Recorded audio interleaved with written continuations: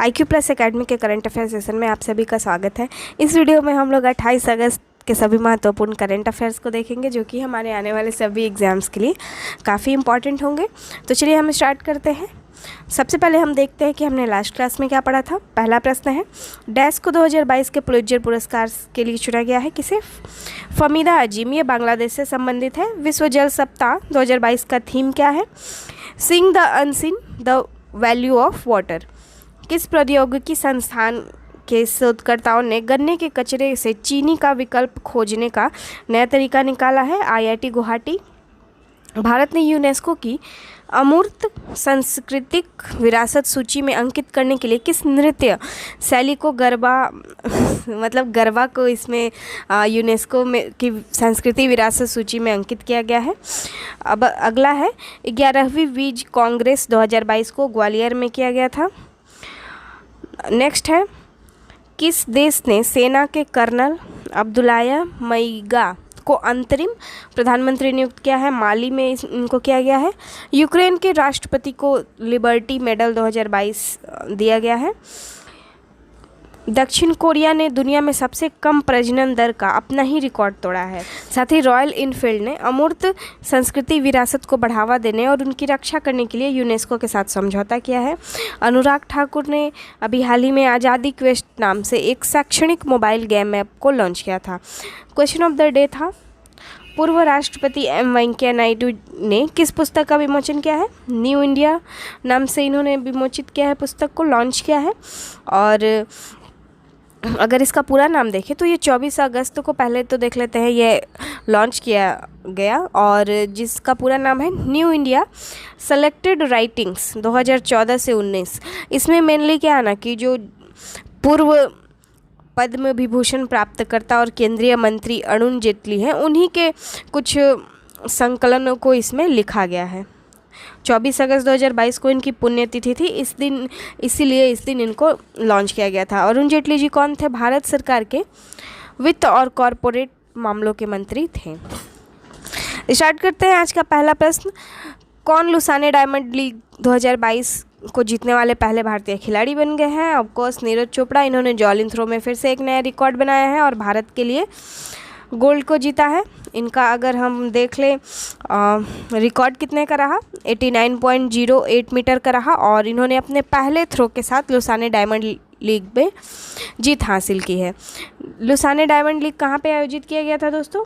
ये आयोजित हुआ था ज्यूरिख में। 7 सितंबर को इसका फाइनल होगा और इसमें यह फाइनल भी खेलेंगे। अब अगर हम इनके पुराने कुछ रिकॉर्ड्स को देख लें तो इन्होंने अभी हाल ही में विश्व चैम्पियनशिप को भी खेला था जिसमें इन्होंने सिल्वर जीता था भारत के लिए। और इसका रिकॉर्ड क्या रहा था इनका?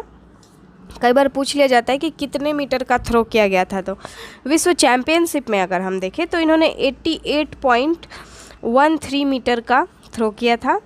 साथ ही ओलंपिक का तो आप सभी को पता है कि इनके द्वारा ओलंपिक में 7 अगस्त को 87.58 मीटर का थ्रो किया गया था। अब मैंने ये 7 अगस्त क्यों बोला दोस्तों? इन्होंने इस दिन गोल्ड जीता भारत के लिए, इसलिए भारत सरकार ने 7 अगस्त को जॉलिन थ्रो डे के रूप में मनाने का फैसला लिया था, तो ये आप याद रखेंगे। इसके साथ ही यहाँ पे PV सिंधु ने कॉमनवेल्थ गेम्स में भी गोल्ड जीता था। साथ ही रवि कुमार दहिया ने सिल्वर मेडल जीता था ओलंपिक्स में। चलिए नेक्स्ट प्रश्न है, रूस की परमाणु ऊर्जा कंपनी रोसाटॉम किस देश में 2 परमाणु रिएक्टरों का निर्माण शुरू कर रही है? ये हंगरी में किया जा रहा है दोस्तों। हंगरी में स्टार्ट किया जाएगा। हंगरी के विदेश मंत्री ने हाल ही में यह जानकारी दी है। अगर हम यहाँ पे हंगरी का मैप देख लें तो दोस्तों देख सकते हैं, हंगरी के पड़ोसी देशों को अगर देखें तो स्लोवाकिया, यूक्रेन, रोमानिया, सर्बिया, उसके अलावा क्रोएटिया है, स्लोवेनिया, ऑस्ट्रिया, तो इन सभी देशों से यह घिरा हुआ है। और जो डैन्यूब नदी है ना रिवर, वो बुडापेस्ट से होते हुए जाती है। बुडापेस्ट यहाँ की राजधानी है। साथ ही में ये इसकी अगर स्थिति देखें कि यह कहाँ पे स्थित है तो दोस्तों ये एक पूरी तरह से लैंडलॉक कंट्री है और जो कि सेंट्रल यूरोप में स्थित है। और साथ ही कुछ जो इससे रिलेटेड कुछ GK GS को देखें तो यहाँ पे ना गर्म जल की सबसे बड़ी झीलों में से एक झील है हेबीज। तो ये झील भी यहाँ से बहती है।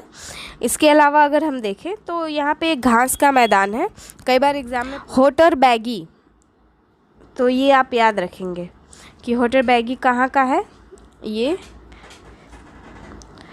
हंगरी में है घास का मैदान, तो ये याद रखिएगा आप पॉइंट्स। यहाँ पे अगर हम कुछ करंट को देखें तो अभी हाल ही में यहाँ की पहली महिला राष्ट्रपति बनी है, जिनका नाम क्या है, कैटलीन नोवाक। कैटलीन नोवाक इनका नाम है दोस्तों, तो ये याद रखिएगा। साथ ही यहाँ के प्रधानमंत्री का नाम क्या है, विक्टर नाम है इनका, विक्टर ओरबान नाम है इनका, और ये चौथी बार लगातार प्रधानमंत्री रहे हैं हंगरी के। साथ ही में कुछ करंट अफेयर्स को कोरिलेट कर ले तो अभी बिटकॉइन के संस्थापक नाकामोतो की एक स्टैचू बनाई गई है यहाँ पे हंगरी में ही, तो ये चीज़ें आप याद रखेंगे। अगर ऑप्शंस को देख ले तो यहाँ पे बांग्लादेश में ना भारत के हेल्प से एक हाईटेक पार्क बनाया जा रहा है, हाईटेक पार्क, तो ये याद रखेंगे। इसके अलावा अगर हम यहाँ चेक रिपब्लिक के बारे में देखें तो चेक रिपब्लिक में सबसे बड़ा सस्पेंशन ब्रिज बनाया गया है। साथ ही यूक्रेन का तो हमने कल ही देखा था कि लिबर्टी मेडल जो दिया गया है 2022 का, वो यूक्रेन के राष्ट्रपति को ही दिया गया है। नेक्स्ट है डैश में भारत का पहला 3D प्रिंटेड पोस्ट ऑफिस खुलेगा। ये बेंगलुरु में खोला जा रहा है भारत का पहला 3D प्रिंटेड पोस्ट ऑफिस।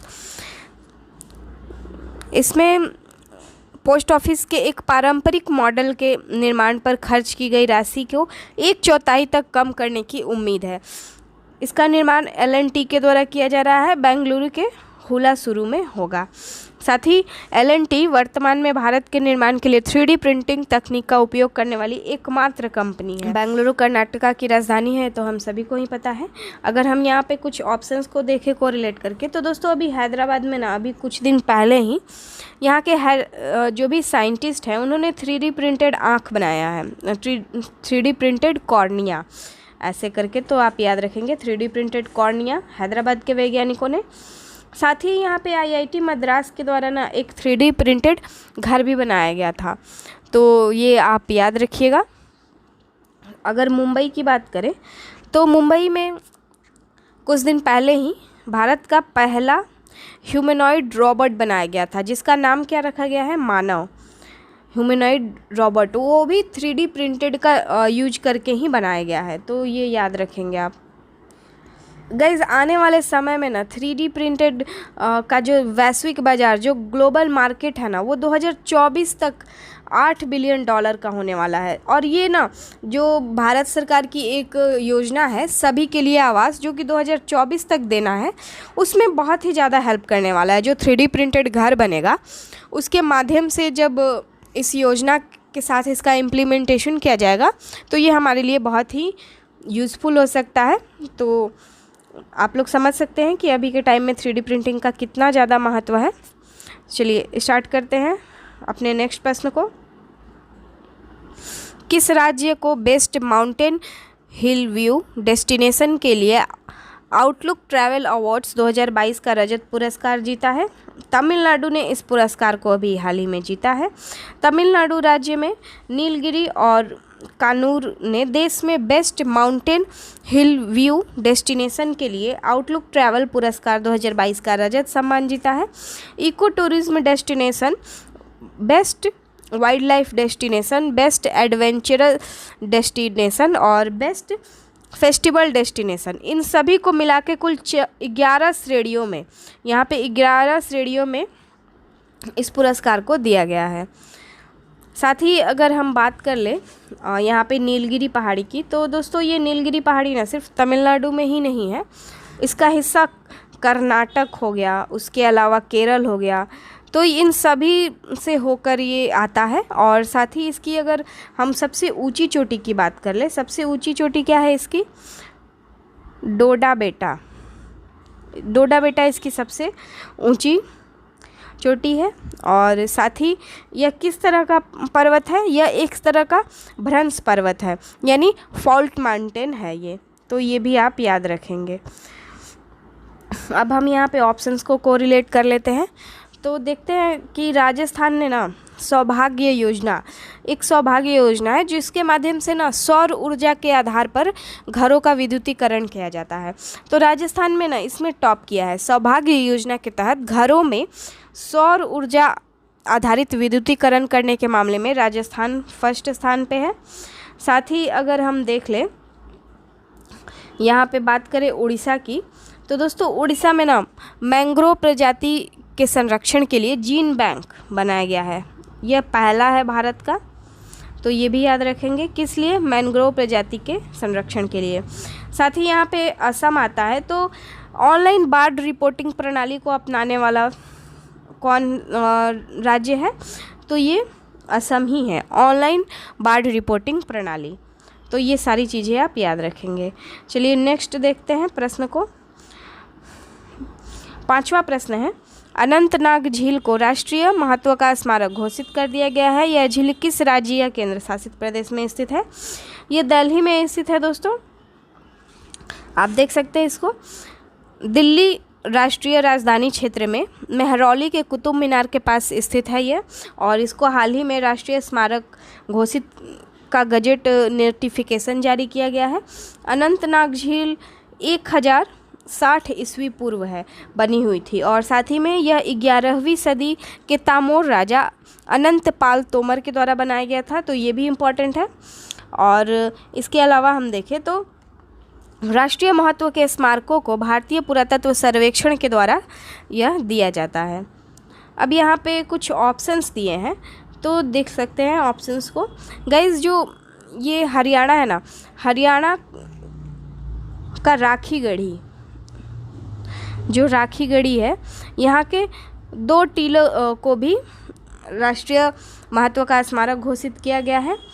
और साथ ही आंध्र प्रदेश की एक रॉक प्रिंटिंग है। तो जो रॉक पेंटिंग है ना, उसका नाम है राडानाग। ये आंध्र प्रदेश के चिंताकूटा में है। तो ये राडानाग, कई बार पूछा जाएगा कि राडानाग कहाँ की रॉक पेंटिंग है, तो ये आप बता सकते हैं, आप याद रख सकते हैं कि ये आंध्र प्रदेश की है।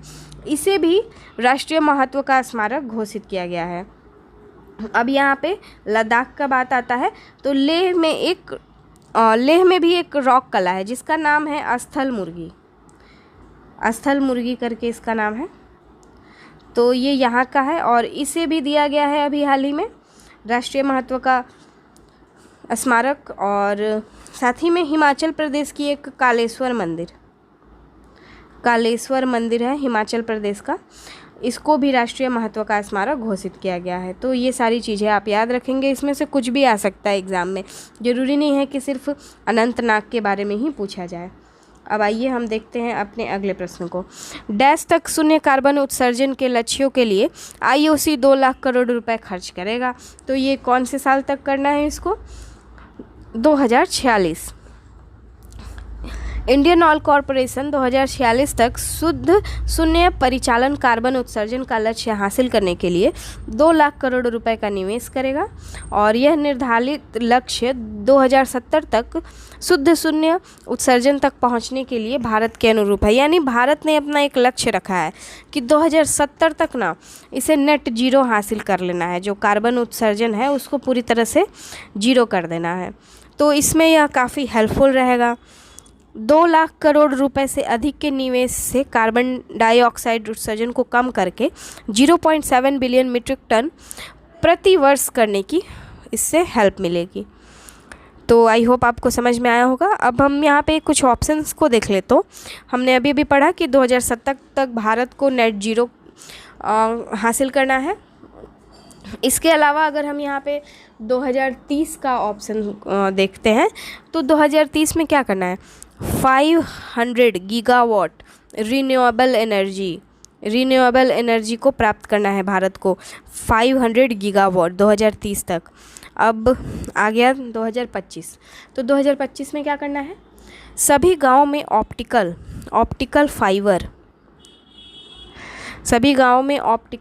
फाइबर लगाना है। तो तो इसका भी लक्ष्य रखा गया है 2025 तक। इसके अलावा एक कॉमन सा है, टीबी मुक्त करना है भारत को 2025 तक, तो ये तो आप सभी को पता होगा। तो ये सभी चीज़ें भी आप याद रखिएगा।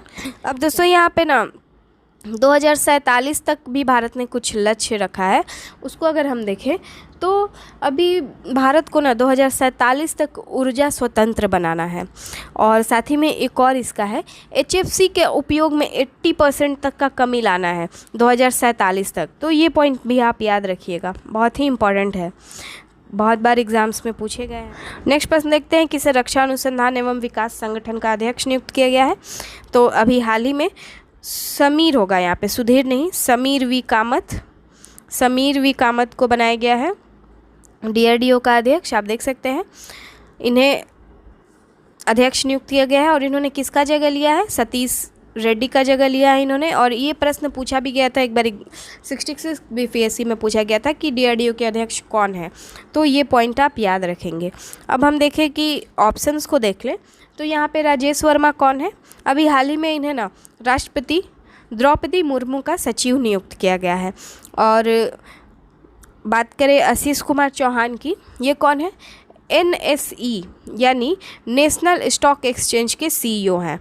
तपन डेका कौन है दोस्तों, तपन डेका इंटेलिजेंस ब्यूरो के हेड है, IB के हेड हैं ये, तो ये याद रखेंगे। अब देखते हैं अपने नेक्स्ट प्रश्न को। नेक्स्ट क्या है, किस शहर में प्रधानमंत्री मोदी ने होमी भाभा कैंसर अस्पताल अनुसंधान केंद्र का उद्घाटन किया है। तो इसे हाल ही में मोहाली यानी पंजाब में इसका उद्घाटन किया गया है। पंजाब के मोहाली ज़िले के मुल्लामपुर में होमी भाभा कैंसर अस्पताल और अनुसंधान केंद्र का उद्घाटन किया गया है। इसे टाटा मेमोरियल के द्वारा 607 करोड़ से अधिक की लागत में बनाया गया है। इसमें MRI, डिजिटल रेडियोग्राफी, इन सभी जो भी अत्याधुनिक सुविधाएं हैं वो सारी प्रोवाइड करवाए जाएंगे लोगों को। और यह एक कैंसर देखभाल और उपचार हब के रूप में काम करेगा पंजाब में। अब देखते हैं दोस्तों यहाँ के ऑप्शन को। तो अभी देख सकते हैं चंडीगढ़ में ना Kalpana Chawla space science research centre, Kalpana Chawla space science research centre की स्थापना की गई थी चंडीगढ़ में, तो ये याद रखिएगा। अब ग्वालियर को देखें तो ग्वालियर में ना ड्रोन मेला का आयोजन किया गया था ग्वालियर में ही, तो ये याद रखिएगा। और लेह में क्या किया गया है, सबसे ऊंचाई पर स्थित फुटबॉल स्टेडियम का इनॉग्रेशन लेह में किया गया था अभी कुछ टाइम पहले। चलिए अब देखते हैं अपने अगले प्रश्न को। निम्नलिखित में से कौन सा देश अक्टूबर 2022 में आतंकवाद के विरुद्ध एक विशेष बैठक के लिए संयुक्त राष्ट्र सुरक्षा परिषद के 15 देशों के राजनयिकों की मेजबानी करेगा। यह भारत के द्वारा किया जा रहा है दोस्तों। इस मेजबानी को अक्टूबर 2022 में आतंकवाद के विरुद्ध एक विशेष बैठक के लिए संयुक्त राष्ट्र सुरक्षा परिषद के 15 देशों के राजनयिकों की मेजबानी भारत के द्वारा किया जाएगा। और जो ये भारत का कार्यकाल है वो दिसंबर 2022 में समाप्त होगा। तो ये आप एग्जैक्टली याद रखेंगे डेट को कि कब से कब तक है, क्योंकि इस बार जो 67 प्रीलिम्स हुआ था उसमें बहुत सारे डेट्स पूछे गए थे एग्जैक्ट, तो ये सारे डेट्स भी आप लोगों से पूछे जा सकते हैं। तो ये नहीं कि बस हमने पढ़ लिया कि कौन इसको कर रहा है होस्ट और हो गया, तो ऐसे नहीं चलने वाला है। अब थोड़ा डीपली पढ़ना पड़ेगा, तो याद रखेंगे आप इसको। यहाँ पे हम देख सकते हैं 5 स्थायी सदस्य चीन, फ्रांस, रसिया, UK और US के साथ Albania, Brazil, Gabon, Ghana, Bharat, Ireland, Kenya, Mexico, Norway और UAE सुरक्षा परिषद के वर्तमान सदस्य हैं। तो ये भी पूछा जा सकता है आपसे। मान लीजिए ऑप्शन दे दिया गया कि भारत, आयरलैंड, केन्या और यहाँ पे मैक्सिको की जगह पे कुछ और नाम दे दिया जाएगा और पूछा जाएगा कि इसमें से अभी कौन सुरक्षा परिषद के सदस्य नहीं है। तो इस तरह से आप याद रखेंगे इन सभी नामों को, प्रश्न इस तरह से बन जाते हैं एग्ज़ाम्स में।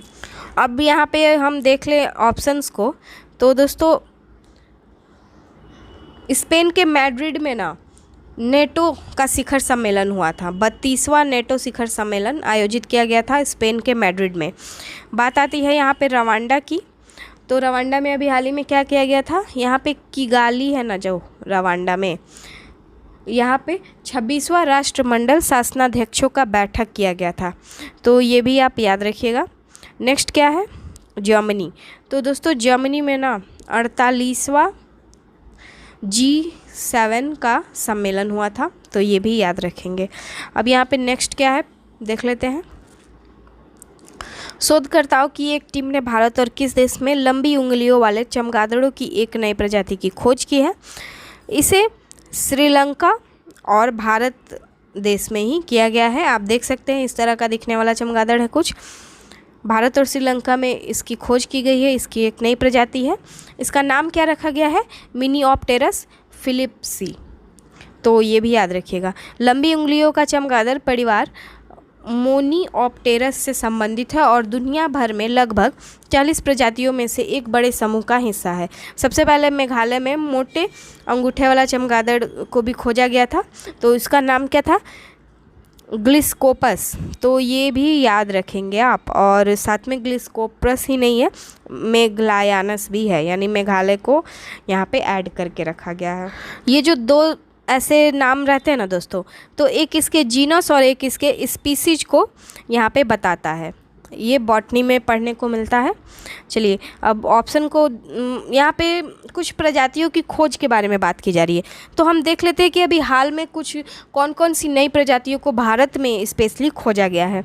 तो दोस्तों ना अभी हाल ही में अरुणाचल प्रदेश में, ये आप याद रखेंगे कि अरुणाचल, मैं पूरा नहीं लिख रही हूँ, शॉर्ट में लिख रही हूँ, अरुणाचल प्रदेश में बंदर की एक नई प्रजाति को खोजा गया है जिसका नाम क्या है? सेला मैकाक। तो ये याद रखेंगे, पूछा जाता है एग्जाम्स में। मैकाक, सेला मैकाक इसका नाम है। अब नेक्स्ट देखते हैं। एक कॉर्निवोरस प्लांट अभी हाल ही में उत्तराखंड यूके लिख देती हूँ, भारत का यूके। तो यहाँ पे एक कॉर्निवोरस प्लांट भी खोजा गया है। उसका नाम क्या है? यूट्रिकुलेरिया फर्सेलुटा। ये याद रखिएगा, यूट्रिकुलेरिया बस याद रखेंगे तो हो जाएगा। तो ये उत्तराखंड में अभी हाल ही में खोजा गया था। कॉर्निवोरस मतलब कि मांसाहारी, जो कि कीट भक्षी पौधे जिसको आप बोल सकते हैं। इसके अलावा एक ततैया की नई प्रजाति भी खोजी गई है, जिसका नाम अत्रि के नाम पे रखा गया है। तो ये सारे पॉइंट्स काफ़ी इंपॉर्टेंट्स है, तो ये सभी याद रखिएगा। चलिए अब हम देख लेते हैं आज के क्वेश्चन ऑफ द डे को। क्या है आज का क्वेश्चन ऑफ द डे? किस राज्य में 500 मेगावाट दुगर जल विद्युत परियोजना और 42 मेगावाट की बग्गी जल विद्युत परियोजना के निर्माण के लिए समझौते पर हस्ताक्षर किया गया है? तो आंसर्स आप बताएं कमेंट में, और साथ ही हमें ये भी बताएं हमारा सेशन आपको कैसा लगा आज का। अगर पसंद आए तो लाइक करें, कमेंट करें और अपने दोस्तों के साथ शेयर भी करें। अगर नहीं पसंद आया तो अपना फीडबैक दें ताकि हम सुधार करें अपने करंट अफेयर्स के सेशन में। साथ ही दोस्तों मिलते हैं आपसे नेक्स्ट वीडियो में, जिसमें और भी बहुत सारे टॉपिक्स को डिस्कस करेंगे। तो तब तक के लिए जय हिंद।